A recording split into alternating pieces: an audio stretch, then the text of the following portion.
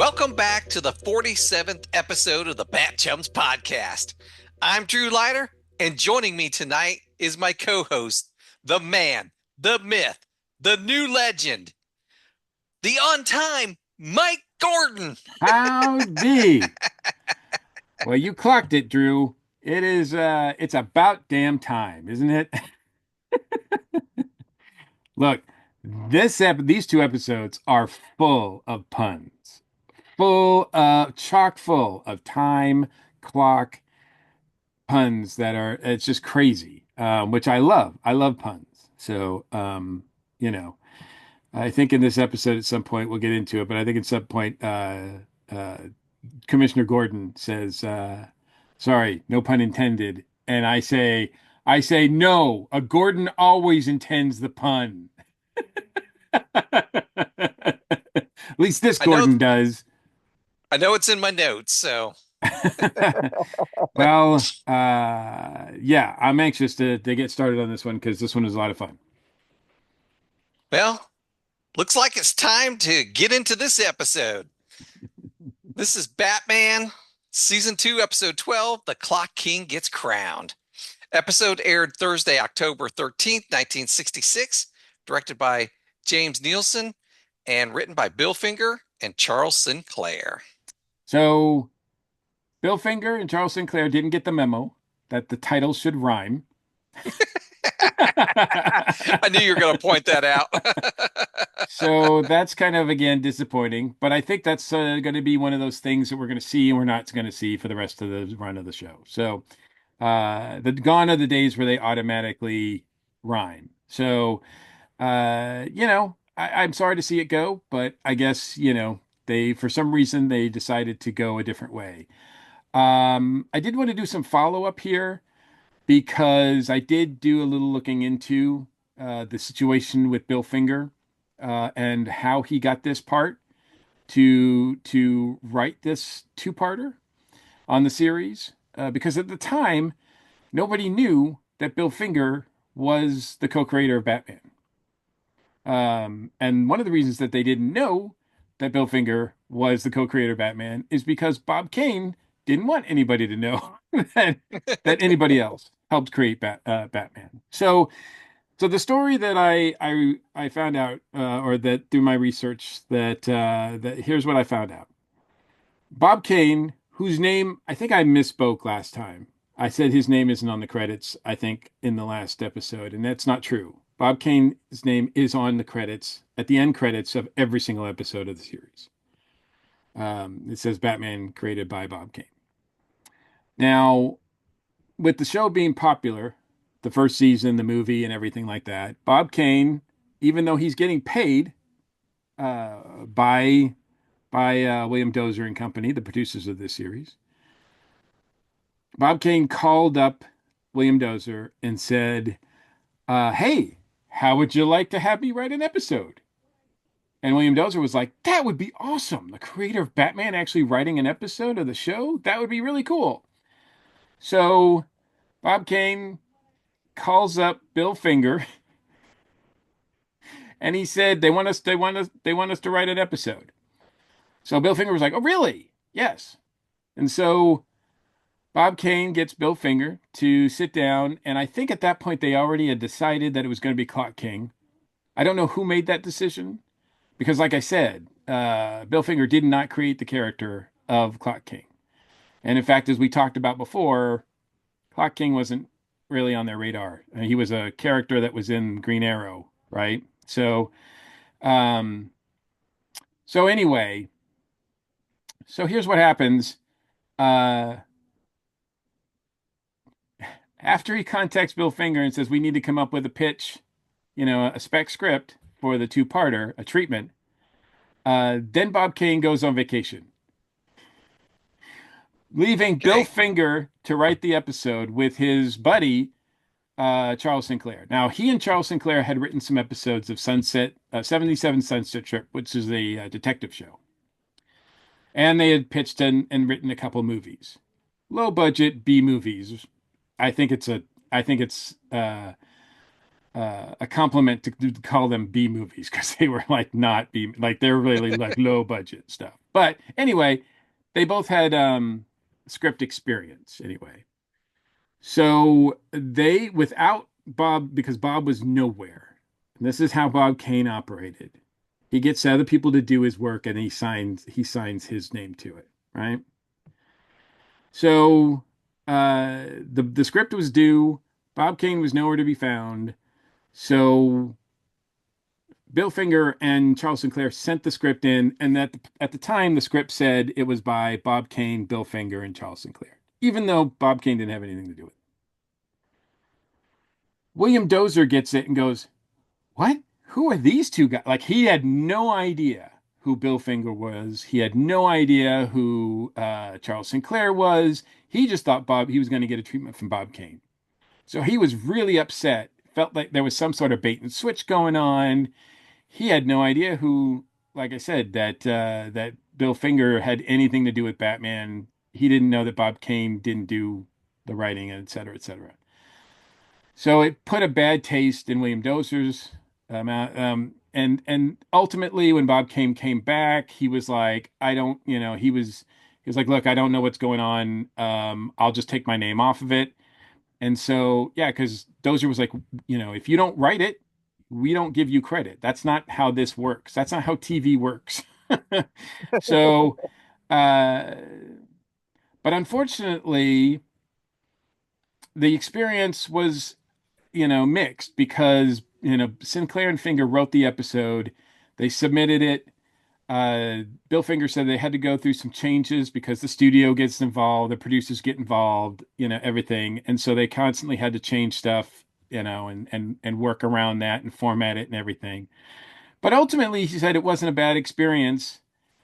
And he did ask Charles Sinclair because previously on all their efforts, Charles Sinclair's name came first because Charles Sinclair was the guy who was really doing a lot of the heavy lifting, and Bill Finger was helping him out. So, it always said Charles Sinclair and Bill Finger. But Bill Finger said, just this once, Charles, could we just have my name on top? Because it would really mean a lot to me because it's Batman. And Charles was like, sure, no problem. So that's why Bill Finger's name appears on top. But and Finger said he had more ideas for villains for future episodes, et cetera, et cetera. But by that time, Dozier was done with everybody. So Bob Kane didn't get an extra, like another try, and he didn't even want to deal with Finger or Sinclair again. So that's why they didn't write any more episodes. But uh, Bob Kane still is included in the end credits, still makes money off the show and the merchandise associated with the show, and then later sued the production company for even more money because it was such making so much money and was so popular. He felt like he was owed more, and he got more. Meanwhile, Finger's name is first on the credits. He's actually, right after the opening credits. So his name for the first and only time comes before Bob Kane's name in a Batman related thing. Um, his name hadn't even come up in Batman comics. So this is one of the rare times where Bill Finger's name is on something that he wrote for Batman. And he did say that it was the highlight of his life seeing that screen credit, because it just meant a lot to him. And, you know, Bill Finger, before DC and Warner Brothers made the decision to add his name to the created credits for Batman and Batman related characters, Bill Finger, if you looked at the IMDb, he had about 9 non-Batman related writing credits. He just had about a handful of credits of writing credits. Now, since Warner Brothers had to add him, just in the last 10 years, he has 185 more credits now. Cool. That's how many, that's how much in the last 10 years Batman stuff has come out with TV, video games, movies, et cetera, et cetera. And now, presumably, we don't know the extent of the deal, but presumably his heirs get a piece of it. Somehow we don't really know the details on that, but at least his name is credited, and he now will go down as the co-creator of Batman and Batman related things. So you'll never see anything that Batman related with that doesn't say Bob Kane and Bill Finger. So I think it's a great story. Um, and it's I'm glad he has this credit. Now, I think officially it's Bob Kane with Bill Finger I is think you're how right. I think I think it's. you're right. Yeah. The and I don't know the I'm sure that's for legal reasons, and I'm not sure exactly how that work plays out. But the other two notes I want to add on to that too is that even though Clock King, like I said, wasn't a character that Bill Finger ever really worked with, uh, he did write some stories featuring a character called the Clock. Batman fought a character called the Clock in Detective Comics in 1959. And Robin fought the clock in 4 issues of Star Spangled Comics in the 50s. And this character, the clock, was a portly fellow obsessed with timepieces who had a mustache like that looked like clock hands, and his tie was a pendulum. So we said that, the Clock King doesn't really resemble the Clock King from the comics. I think the Clock King does resemble the clock that appeared in Star Spangled Comics. And in one of those stories, Robin was in danger of it being trapped inside a giant hourglass. Hmm. So, because if you want to, they call them fingerprints, right? Things that Bill Finger added to his script, so it was known for. One was a lot of puns, and two was a lot of giant props. Like if in the early days, if you saw like a giant typewriter, that was Bill Finger. If you saw like a giant penny, that was Bill Finger. If you saw them trapped in a giant clock, that's Bill Finger. So that's what Bill loved to put stuff like that in there. Um, so it's cool that he got to use that element in this story as well. So I guess without further ado, then after I'll get off my soapbox and just say that we can go to speaking of giant hourglasses, Drew. So the Clock King has captured Batman and Robin and put them in a giant hourglass. So you The, say. the sand is falling on their heads and quickly filling up the glass. If the sand doesn't suffocate them, the lack of oxygen will. Holy timeshare! Can Batman and Robin break free before it's too late? Let's bring in our consultant, Magic Batman. Magic Batman was co-created by Bill Finger. You notice I threw in there holy timeshare. That wasn't a Robin thing. That was one I did. Nice. All right, Magic That's about Batman. the only Can one they didn't use. can Batman and Robin break free before it's too late? Magic Batman says, "Yes, sir, Commissioner." Batman and Robin pound against the side of the glass with their fists, but it's no use. The glass is too thick. Batman gets an idea. The dynamic duo start throwing their bodies against the glass, rocking the hourglass until it falls over. I'm sorry, did you say Batman gets an idea? That I thought it was Batman's. This is okay, so Robin utters, "Holy squirrel cage, Batman." Well, I haven't got to that part yet. Oh, First, first they were pounding against the glass, gotcha. and then Batman suggests they throw Robin throws his body against the one side and Batman the Oh, other yeah, you're right, side, you're and they right, you're right. start rocking it. Then You're they right. fall down, Yes. and it Okay, doesn't, you're right. and You're right. the glass I doesn't jumped the break, and gun. then I jumped the gun. and then Robin goes, "Holy squirrel cage!" The glass doesn't break. Batman tells Robin to run around like a squirrel in a cage. The dynamic duo rolls the hourglass out the door and into an alley where they crash into a truck and are free. So the cool thing about this is that Robin's utterance, "Holy squirrel cage," I mean, he's known for his utterances, right? And he always says them and they're fun. But this time he says it and it's useful. Like it actually sparks Batman to find a solution, which I thought was really cool. Like that's a nice use of the utterance because it's just kind of a fun thing. But this is the first time, I think it's the first time where Robin has said something like that, and Batman's like, "Hey, that gives me an idea." I was surprised it went with squirrel cage. I was surprised they didn't go, holy hamster wheel. I guess back then they caged up squirrels. I don't know. The other thing I thought was funny was how when we saw the truck coming down the alley and it kind of stops and they come rolling into it, we kind of see it almost hit and then they kind of cut away. Yeah, they cut away to Aunt Harriet in the commissioner's office, and I'm like, is she come to identify the bodies?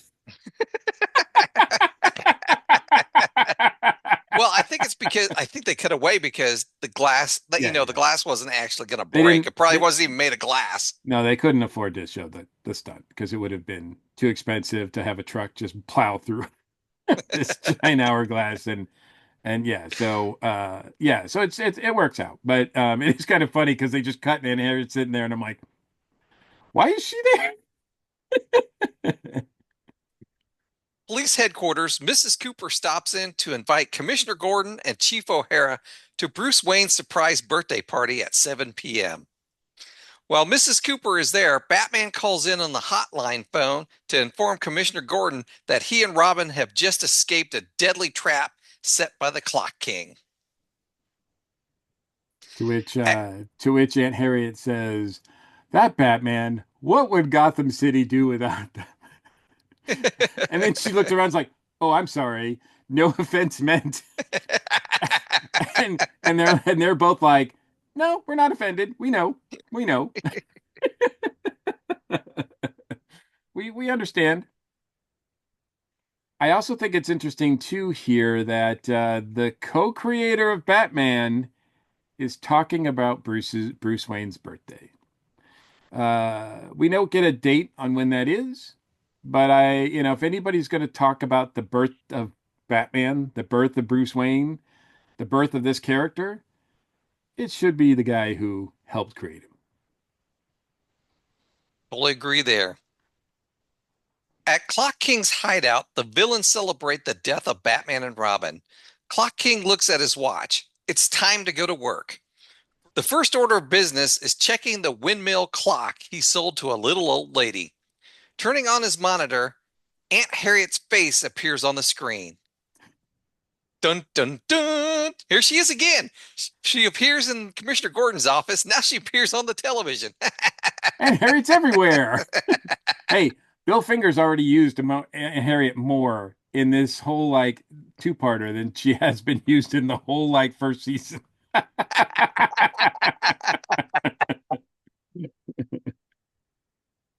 Wayne Manor, Aunt Harriet shows Alfred the windmill clock she bought for Bruce's birthday. Feeling a little tired, Aunt Harriet decides to take a nap. Back at Clock King's hideout, one of the henchmen tells Clock King that he put the atomic energy directional control switch on the windmill clock by mistake. Clock King tells him he's made the blunder of the century. They must get that button back. I mean, they do look a lot alike. The gas button and the, what did you call it, button? Hang on. The I gotta find it again. The energy. Oh, I scrolled up. Hang on. It's the atomic energy directional control switch. I mean, And let me tell you, when I was trying to write that down, I had to back up several times to get it. I mean, they do look a lot alike. So it's easy to see why they would get that. He would get that confused. In the Batcave, Batman and Robin are trying to get all the sand off them. They feed a file of all the crooks named Smith into the Bat computer. I had to laugh when Robin dumps his boot of sand. Smitty They're Smith. just dumping it on the they're just dumping it on the floor for Alfred to clean up later.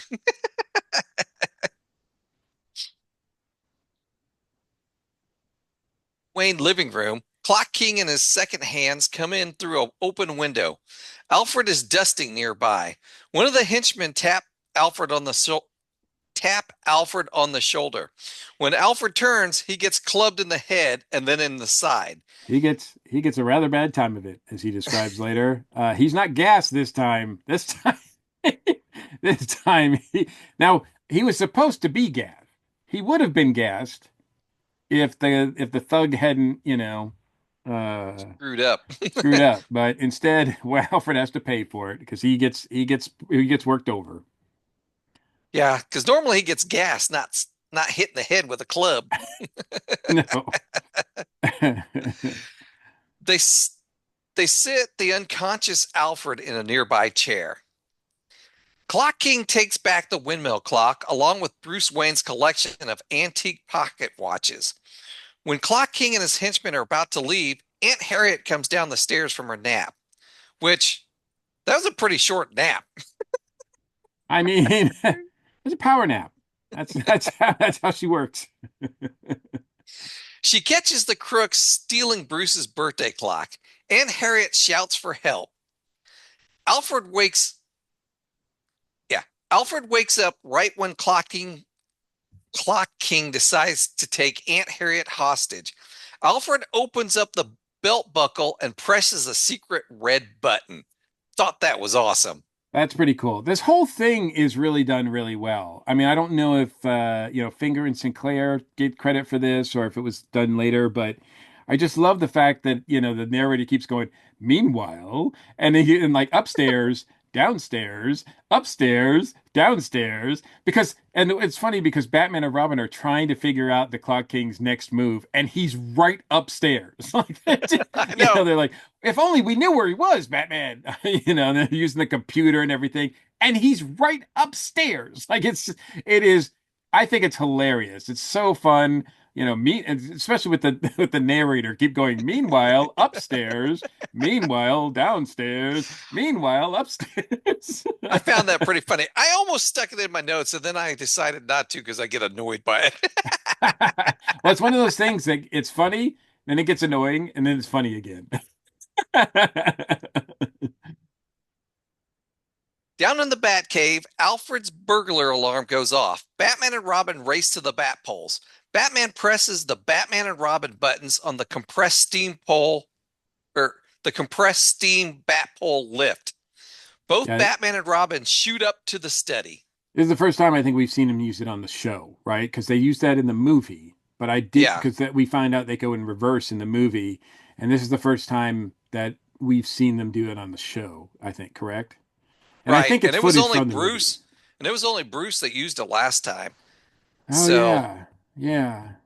Wait, was it? Yeah, yeah, because I think he was going to meet Miss Kitka that could and be. Robin stayed in his costume because him and Alfred were going out in the Batmobile. That's true. That's true. It looks pretty cool though. I'm glad that Yeah, like it's pretty neat that we get to see this.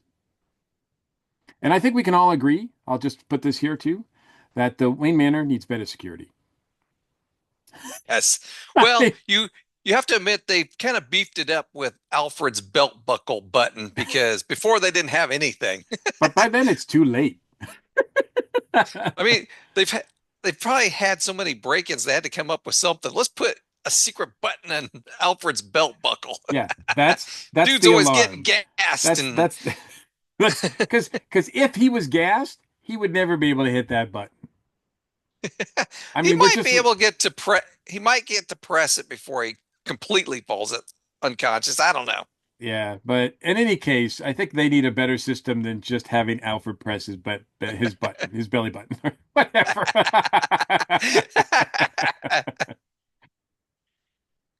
Bruce and Dick come running into the living room.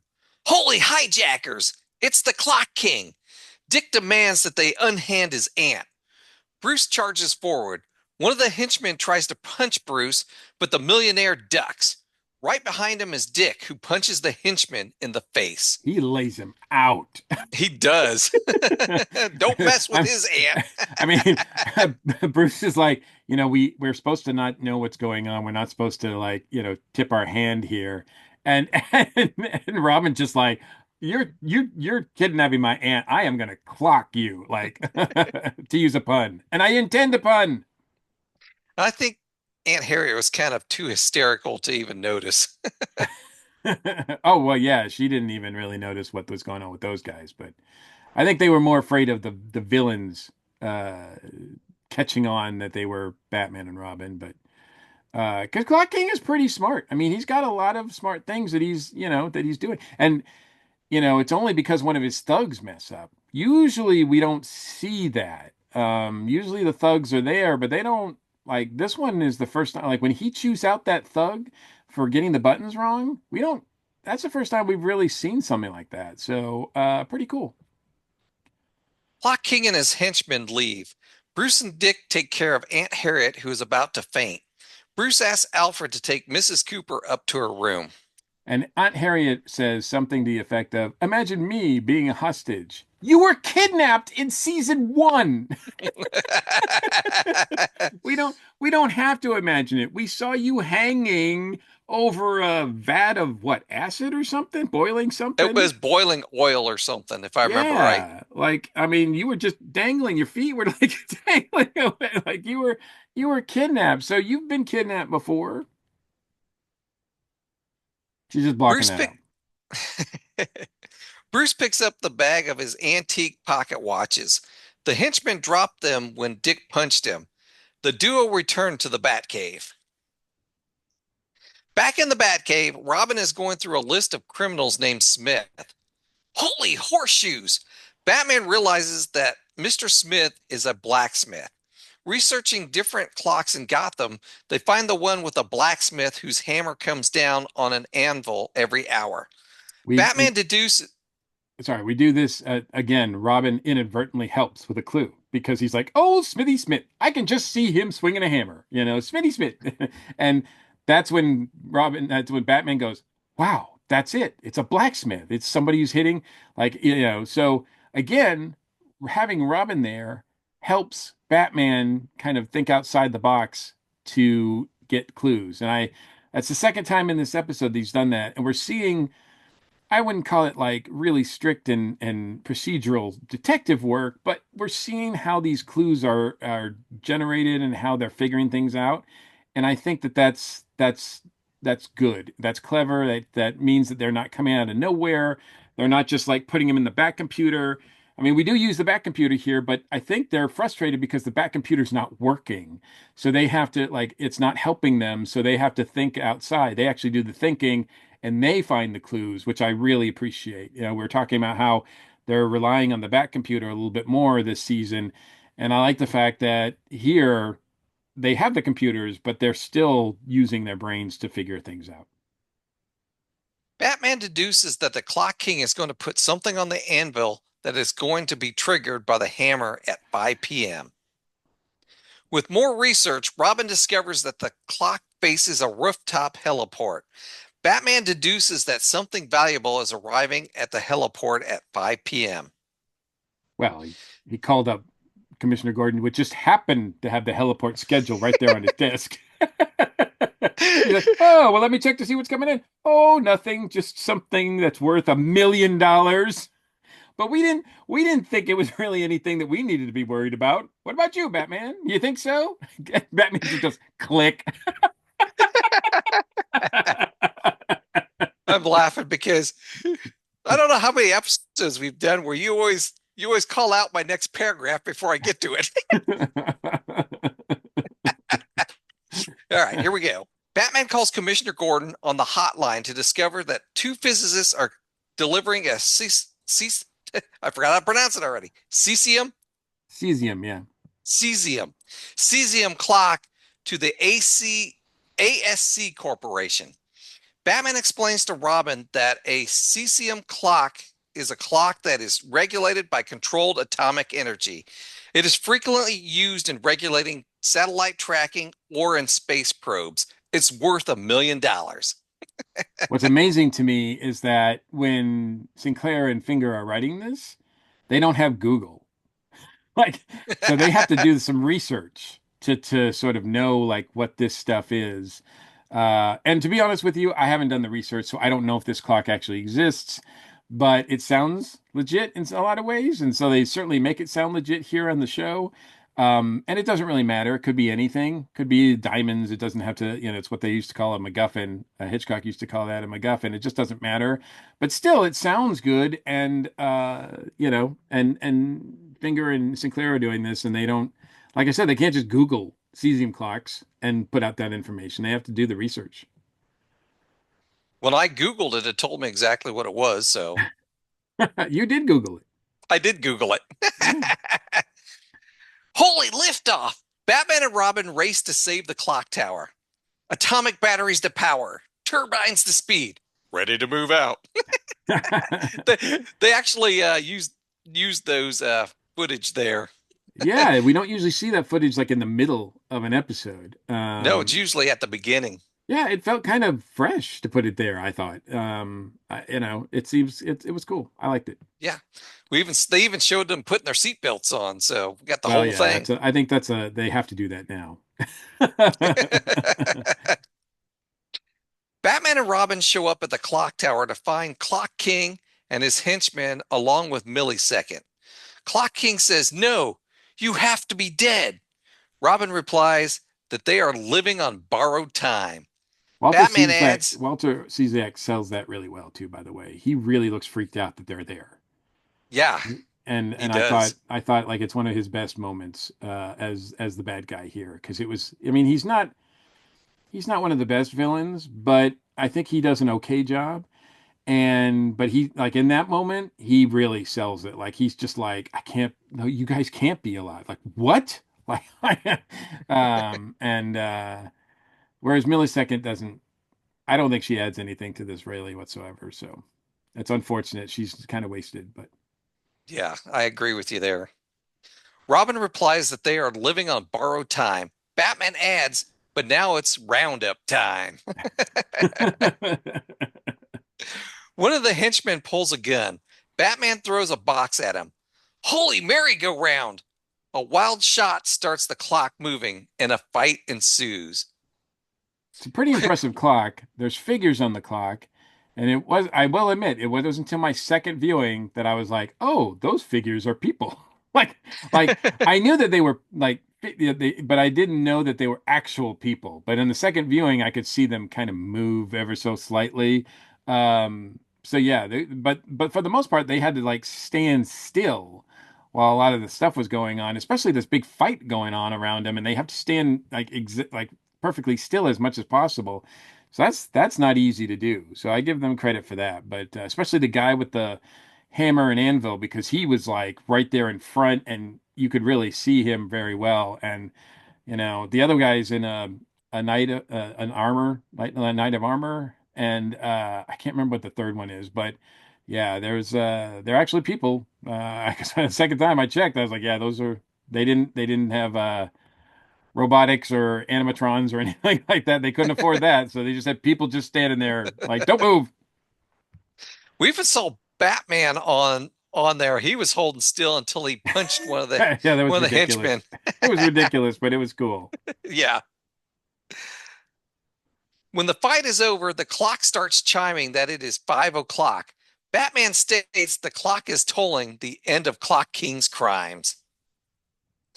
Back at police headquarters, Commissioner Gordon and Chief O'Hara praise the dynamic duo for capturing Clock King.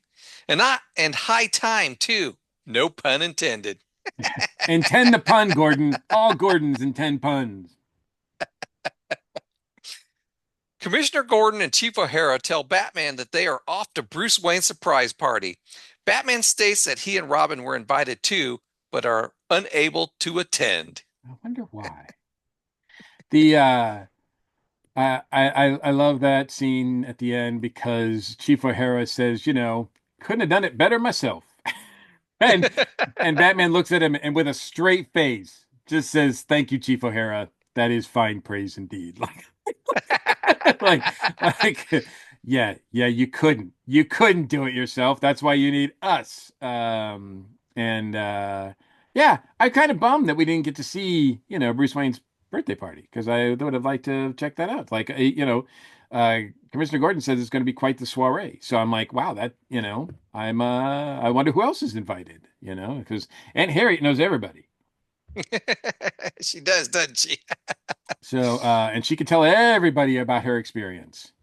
So she'll be the life of the party.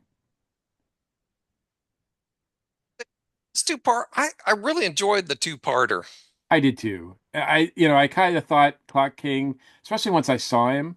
Nothing against Walter Slezak, but I was kind of like, well, this could go the way of the minstrel, or you know, or the Archer. archer. Yeah, I mean it could, because you don't really hear about Clock King. I had forgotten, to be honest with you, I had forgotten that Clock King was even adapted or even brought to live action here. We mentioned before that he's shown up in other iterations. He showed up on Arrow, completely different, of course. But I thought he was used really well here.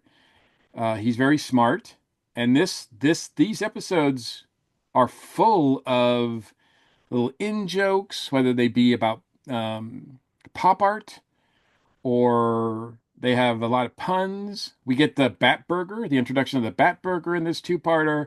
So I give Bill Finger and Charles Sinclair a lot of credit for bringing a lot to this two-parter. It could have just been, your average two-parter, but and it had that fun sort of meanwhile sequence that was happening up and downstairs in Wayne Manor, and I thought this was really really fun. I give this one actually some pretty high marks.